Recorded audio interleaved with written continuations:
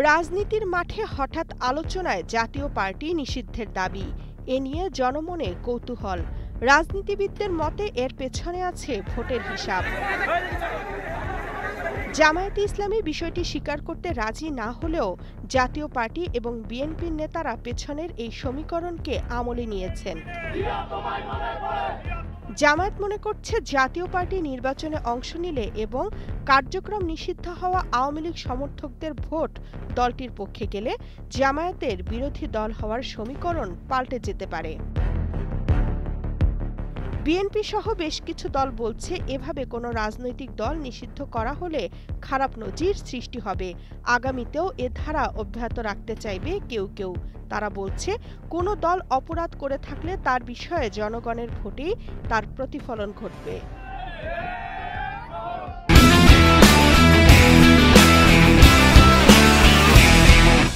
জামায়াতের নায়েবে আমির ডাক্তার সৈয়দ আব্দুল্লাহ মোহাম্মদ তাহের বলেন, জাতীয় পার্টি আওয়ামী লীগের দোসর ছিল, তাদের ব্যাপারেও আওয়ামী লীগের মতো সিদ্ধান্ত নেওয়া যেতে পারে।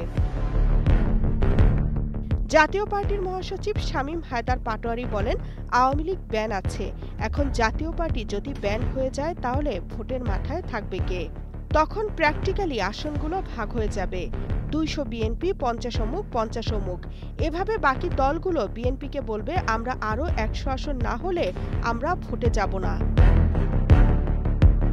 বিএনপির স্থায়ী কমিটির সদস্য ইকবাল হাসান মাহমুদ টুকু বলেন, বিএনপির প্রতিষ্ঠাতা জিয়াউর রহমান বহুদলীয় গণতন্ত্রের প্রবক্তা। তিনি ওই সময়ে বাকশাল প্রথা বাতিল করে আওয়ামী লীগকেও রাজনীতি করার সুযোগ দিয়েছিলেন। কোনো দলের বিষয়ে জনগণই সঠিক সিদ্ধান্ত নিতে পারে, এটাই সর্বোত্তম পন্থা। 2008 সালে অনুষ্ঠিত নবম সংসদ নির্বাচনে 27টি আসন পায় জাপা, জামায়াত পায় মাত্র 2টি। 2014 সালের নির্বাচনে জাতীয় পার্টি আসন পায় 34টি। 2018 সালের নির্বাচনে আসন কমে দাঁড়ায় 22টিতে। গত 7 জানুয়ারি অনুষ্ঠিত দ্বাদশ জাতীয় সংসদ নির্বাচনে জাতীয় পার্টি পেয়েছে মাত্র 11টি আসন।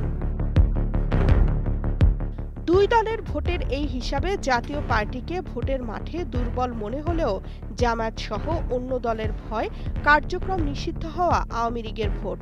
কারণ আওয়ামী ভোটের একটা অংশ জাপার বাক্সে পড়লে নির্বাচনে বড় প্রভাব পড়তে পারে। তামান্না তাহসিন খান, কালের কণ্ঠ।